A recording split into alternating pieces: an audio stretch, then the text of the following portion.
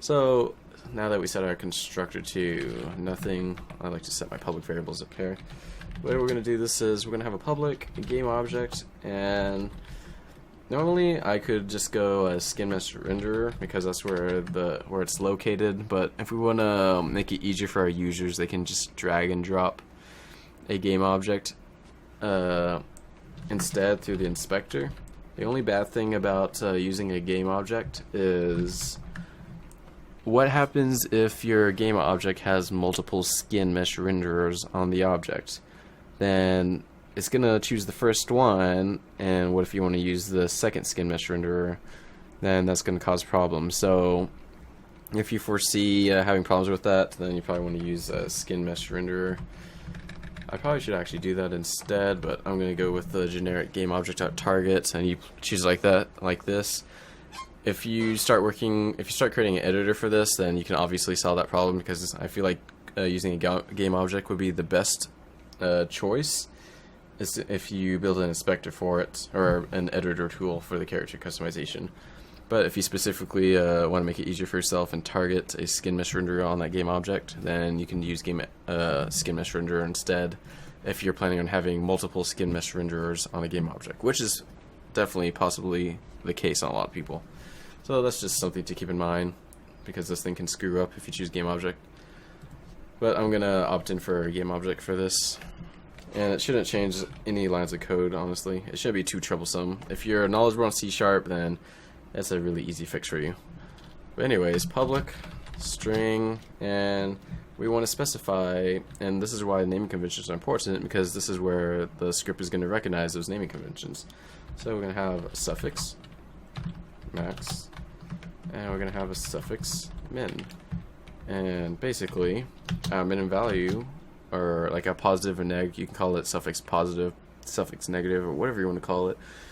We specify that the minimal value suffix is called min, and the suffix max value is called max. And that's simple.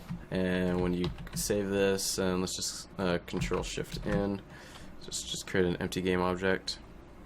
Just drag it at the top, and let's just call this character customization. And let's just drag this, and you'll notice that you can drag and drop a GameObject, so you can drag our mesh here, and that's how it works. And for those that are using SkinMeshRenderer instead, I'm actually curious how that looks. Does it still give you that drag and drop? Guess we can see it here. Yeah, I assume it would, honestly. Yeah, you can drag your thing here, and it doesn't work, so you had to manually go into the object to find the SkinMeshRenderer. And actually, you can probably just drag that object like this, yeah. And there you got the SkinMeshRenderer. Because we're going to be using GameObject to look through the child to find SkinMeshRenderer. But if you have another SkinMeshRenderer, like say right here, then it's going to choose the first one on the list. So if that's going to be a problem, remember, you can just edit the C# a little bit. Right now, I'm not too concerned with it. But anyways, let's continue with this. Don't want to upload in this huge video. So, with that huge talk about the whole SkinMeshRenderer, it's obvious that we need access to SkinMeshRenderer. So, just like to call that SkinMeshRenderer. And for whatever reason, how Unity set this, it's probably some explanation that's beyond beyond whatever they did.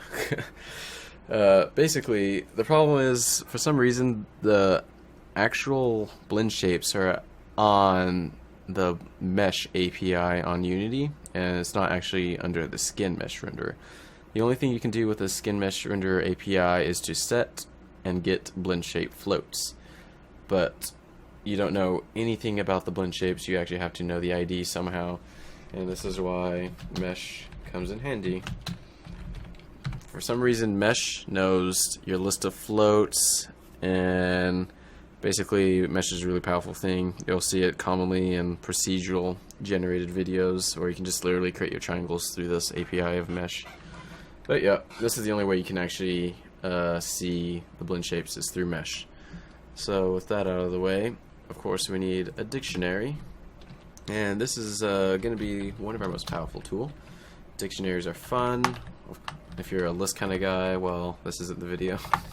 I love lists too, but dictionaries work perfectly for this. So, of course, we need a generic. Keep forgetting about that. And let's just quickly create a dictionary. And of course, the first, the key value, you will be calling a name of it. So it will be a string. And the value that's going to return is obviously our Blendshape wrapper that we created. So this is why we didn't need the name here. You call the name of the Blendshape, so nose, width, and it'll return your positive and negative index, which will expose the IDs of what you can change through the slider, and that's going to be extremely important. And of course, we're not done with this yet. We're going to call this Blendshape Database. Blendshape Database, nothing too fancy. And then Unity or Visual Studio will help you create the rest right there. Nice and simple. And another thing we need to do is we need to, of course, initialize everything through start. So public. Actually, I don't think we need this public. Let's just make it private. If you don't have to make it public, then just make it private or protected if you're using some sort of inheritance. But we're not. So start, and we're gonna initialize things in here. And initialize. And I like to keep my initialize separate, and I like to be organized with this if I can. And you can see my coding habits. So let's just do region, and this region will be public functions or methods, whatever you want to call them. And the other region, so public functions are what other scripts are going to access. So it's going to access changing the slider, and that's probably going to be the simplistic part of it. Looking through my other script here, I can't imagine seeing the other one. I can't see. I think that's the only public thing that we're going to be messing with. And we're going to be creating helper functions, or I like to just call them under. I just like to label them as private functions. Private functions. No, I didn't follow. I'm still trying to get into the whole. I don't know, what do they call it? The shortcuts with your programming. You'll notice that I used prop earlier. You just tab twice, creates that. You can create fours with it, double tab. And apparently you can create regions too, double tab. So if you want to speed up your workflow, those are one way that you can do it. Another favorite thing I like to do is hitting the end and home keys. Those are really fun, especially holding shift if you want to highlight a lot of things. But anyways, enough of that. Let's create our first private class. So it's not going to return anything, it's just going to simply initialize, and that's the name of it. Initialize. And what we're going to initialize are basically the values of finding the SkinMeshRenderer and finding mesh itself. So the way we're going to simply do that is we're going to go SkinMeshRenderer equals, and the problem here is we can't do a simple get component. We can do a get component in children, and that will work. That's completely fine. You can just go get component in children, and of course that's going to be from our target. It's not going to know. So basically, initialize, we want to get from our target game object, because we set it as a game object for this video, is it's going to look through target, which is going to be our male base mesh, and it's going to look in there, and you can say .get component in children, and it's going to find the SkinMeshRenderer. And this is one way that I can sort of subsidize the problem of having multiple SkinMeshRenderers. Is let's assume you have a whole bunch of SkinMeshRenderers, but there's only one with a blend shape. Well, then in that case, we can help fix the errors with that, and simply we can just create a small little class here, and it's going to return a SkinMeshRenderer, and what we're going to call this, basically what I'm planning here is we're going to get the we're going to get the skin mesh renderer of the base mesh target, and it's going to go and find the children of it, but it's only going to return it if it detects that it has a blend shape, or that's how I'm planning on it. I'm planning with it anyways. But for those that don't really care, that's probably beyond the scope of this. Oh, not really. It is going to be a problem, but let's just do it. Let's just do it like this for now. Get skinned mesh renderer, and I actually didn't have this in my notes on my other script that I created, so I'm gonna go blindfold on this and let's see if this works. And basically, it's gonna return a skin mesh. So you give it. Actually, since it's a private class, I don't care about passing values into it. So let's just say target. Actually, let's just have a little skin mesh right here. So skin mesh renderer. Actually, yeah. Nope. What am I doing? Skin mesh renderer. Well, let's just do this just to separate it from our other one. And we're gonna say skin mesh renderer equals get components and children, but we're gonna get that from target. So target dot get components and children. It's gonna find a skin mesh renderer, and that's basically how you would return it. You could just normally do this, return, and you could literally just do it here under initialize, and that's how that would work. But if you want to minimize the problem if you have multiple skin mesh renderer on that game object, or you just directly give the skin mesh renderer, and that would definitely make this easier. I probably should just opt in and do that. I'm seriously considering it now. Instead of just passing. You know what? Yeah, okay. You know what? I'll just show it at the end of the video for those who want to do it that way. It'll probably be actually better. Okay, let's just leave it like this, and I'll show the probably better alternative at the end. Anyways, let's just get this over with. So skin mesh renderer. Well, since we already created a function right here, we can just say get skin mesh renderer. Simple, done, easy, gone. Okay, and now to get the mesh, we're gonna do that from the mesh is a part of a skin mesh renderer. So we just simply call skin mesh renderer, and you type in shared, once you know how to spell it, shared mesh, and that's going to return our mesh from skin mesh renderer, and bam, we got that done. And when it's initialized, we want to set up the database, and this is where the toughest part comes: set up database. So we need a function that looks at our game object, finds the skin mesh renderer, looks at all the names of our blender shape, or all the names of our blend shapes, and somehow organize it in the database in a way where when you call it without the suffix, it'll find that value and return to you the correct blend shape that you can edit. And this will be the toughest part of the entire video when it comes to scripting. So I hope you're ready for this. So we need a private class. Private, and it's not going to return anything. And it's just going to, let's just call it parse Blendshape Dictionary. Or database, whatever you want to call it.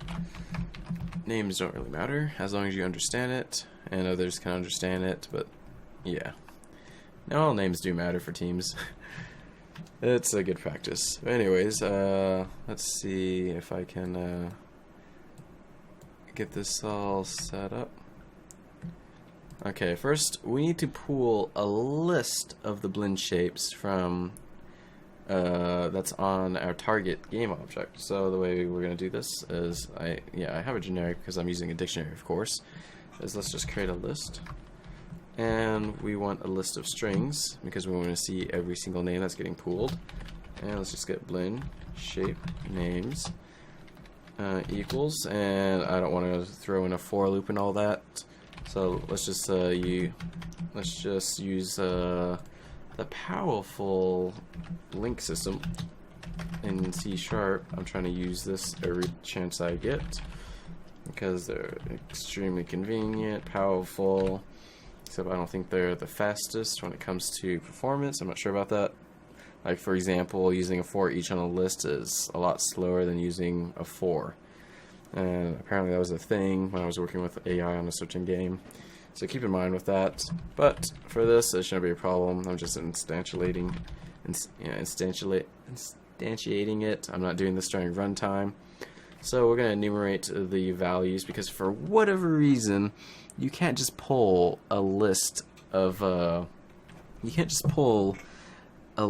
blend shapes from the Mesh API. I don't know why. All you can do is get Blendshape name, and that's it. And you throw in an index of it, or you throw an index into the Mesh API, and it'll spit out the name of it in string form. So for whatever reason, they're not allowing you to access the list or whatever they're using. So this is why I'm using link, just to say this in one line of code. So we're going to enumerate this from 0 to, and they're kindly giving us the amount of blend shapes there are. So you can just go mass blend shape count, it's right there. And from there, when we enumerate through that number, so we're going to go from 0 to the amount that they have. And of course this is OBOB, so you don't need to do -1, which off by 1 byte. And let's just do select, and from select we're going to be messing with lambdas, so you can keep up with me. So every time when we go through one of the blend shape counts, when we go through the index of it, with that index which represents x, we're going to be going mesh dot get blend shape name and this is how it spits out the x, or this is how it spits out the name of it. So basically the way it is, we're going through the list of the blend shape, or of the Mesh API, through blend shape count, so now we know how many there are. Then through select, with that each index, we're throwing an x, which represents the index, and to get blend shape name, and you'll see it accepts an index, and that'll return a string. So now we have a whole bunch of strings, but we're going to return it to a list. So what we do is dot to list. So hopefully that's not too confusing. And I think, yeah, I got an error there. Did I mess up on something? Oh, okay. There we go. And I actually have. There we go. That's all properly working. So hopefully that's explained. You're probably a lot better than I am. You probably just want to get this over with and actually know how this works. But I'm covering this for the people that actually want to learn and understand. Even though I said if you don't have knowledge on C#, this is still pretty advanced, even though if you have 0 knowledge. But excuse me. Need a water break. Sorry, I don't talk often, or I don't talk this long normally. Anyways, this even if you have 0 knowledge, hopefully I can add on to that missing C# knowledge in your head or something. Okay, let's just get this done with. We're almost done. So for, and we're going to be looping through each of these blend shape names. So I equals 0, and I. Oh, and the funny part about this is that we're actually gonna not care about the iterating. And why did I type in an if right there? Int I equals 0. I will only be used to get the index, of course. But the one thing that makes this for loop, special is that, well, I guess you'll see. And I'm not calling that. Let's just do this. Actually use my mouse for once. And dot count. And what we're doing from here is we're saying if it is greater than 0. And from there, we don't actually put anything on the other side. We're not iterating I. So it's going to keep on going until it gets the value 0. That's how we're doing it. Because there are problems that you'll see that occurs if we do it the normal for int I, if I is less than 0, because we're going to be removing entries from the list. So we can't really keep track of I if we're removing entries from the list, because I will start skipping everywhere and it's going to cause problems and you'll easily get out of range. So this is why we do it this way, because I will be guaranteed to go through the entire list from the initial start, and it'll be just a lot better that way, so it doesn't screw up every time we remove an entry. Okay, so here is where the fun begins, and I'm looking at my cheat sheet here. So this may be a little bit sloppy, you can clean it up as you wish, but this does work. First we need a string, and I try to make this as neat as I can, but yeah, maybe if I know more link functions this would help a lot, especially for the strings. We need an alternate suffix, and the alternate suffix will just basically be, if you have max it'll be min, and if you have min it'll be max. Nice and simple.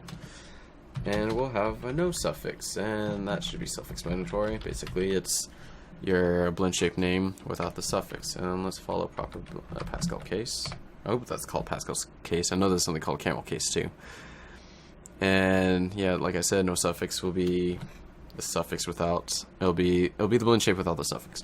Okay, and now we want to say no suffix equals, and from here we're going to be using the power of string manipulation, and we're going to be trimming away the suffix if it has max or min right from the start.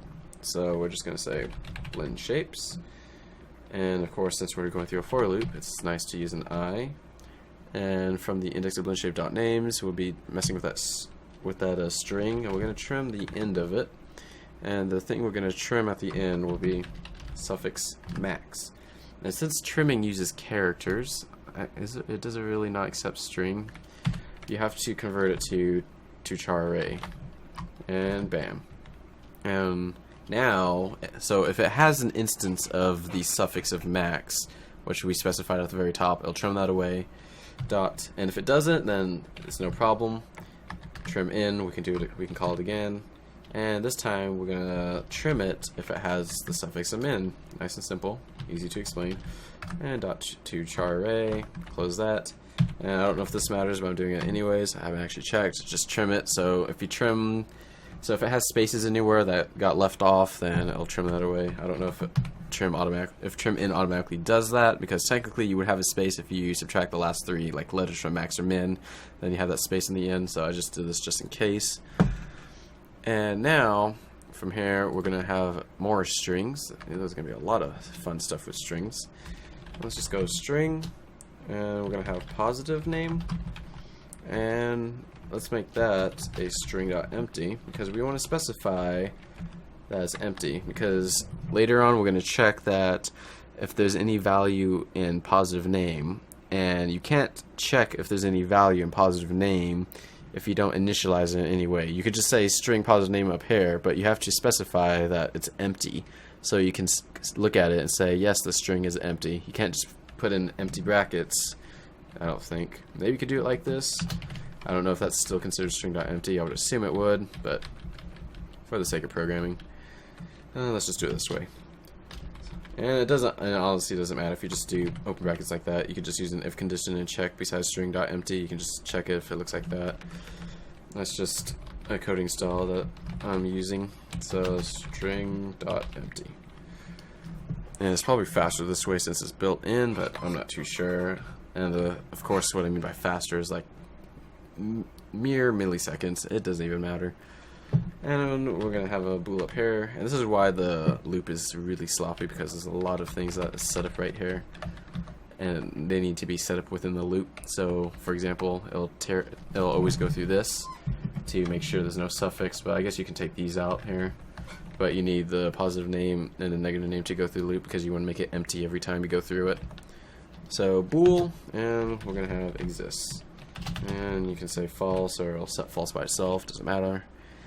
And basically, if it can find the max or if it can find the min, then it exists, and we can do more things from there. Okay, now we can do the fun stuff, kind of. We go in here and say if Blendshape names dot I ends with, so if it ends with suffix max, thankfully we don't have to convert it to a char array. I don't know why that's a thing. then we can do fun stuff if it exists as a suffix max. And let's copy and paste that. And if it is a min, then of course we want to find the max. So basically, I'll check if it's a suffix min, then we want to find the ID of suffix max. If it's a suffix max, we want to find the ID of suffix min. Because the whole idea of this parse the Blendshape dictionary is that, if you remember, our Blendshape needs to know its positive index and its negative index. And once we have that, we're going to be using no suffix as the name for the dictionary, because it'll accept a string for the first one as the key, and we're going to be creating a Blendshape and putting it in here as the indexes. So if we say no's index will probably be like 1 and 5, and I'll call 1 for the positive, so every time when you drag the slider upwards, it'll be 1 index and put float and increase the float to that Blendshape. And if it's and if the negative value is like the ID of 5 and you bring it down, then we want to throw the float value into the negative index, which represents the Blendshape in the order in however Unity specifies them in the inspector. Hopefully that wasn't too confusing.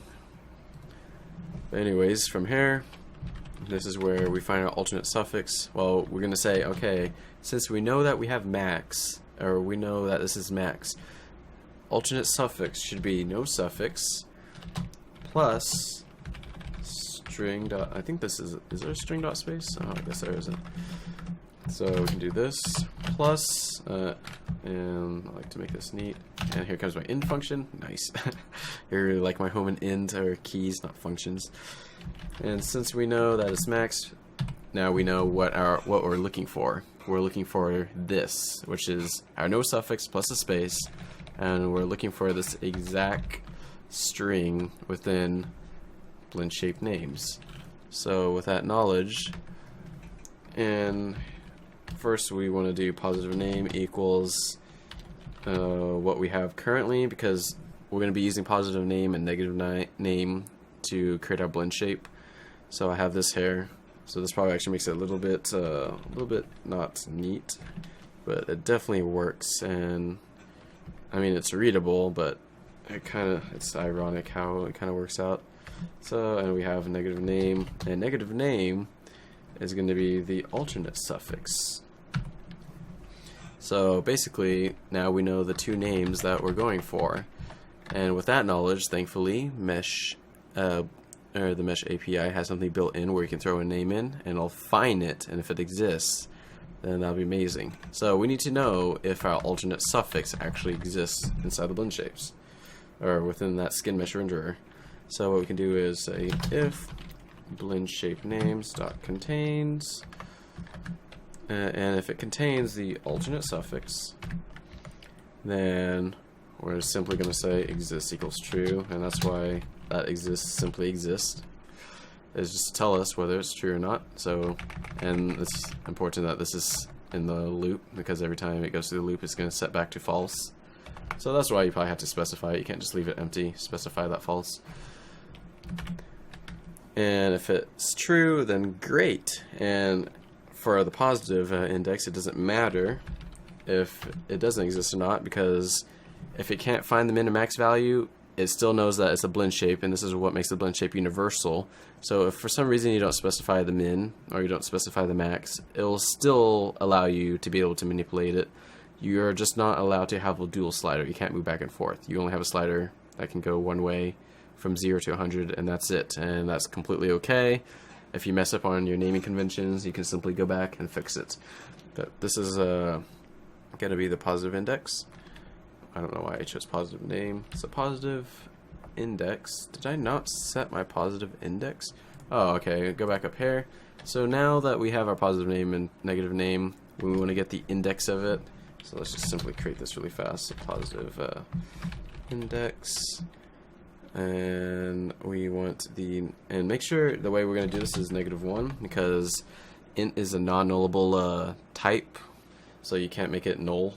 So we're going to simply use -1, and if it's at -1, then the index doesn't exist, and we're not going to create a Blendshape with it's just going to leave that Blendshape -1 inside the new instance of the Blendshape.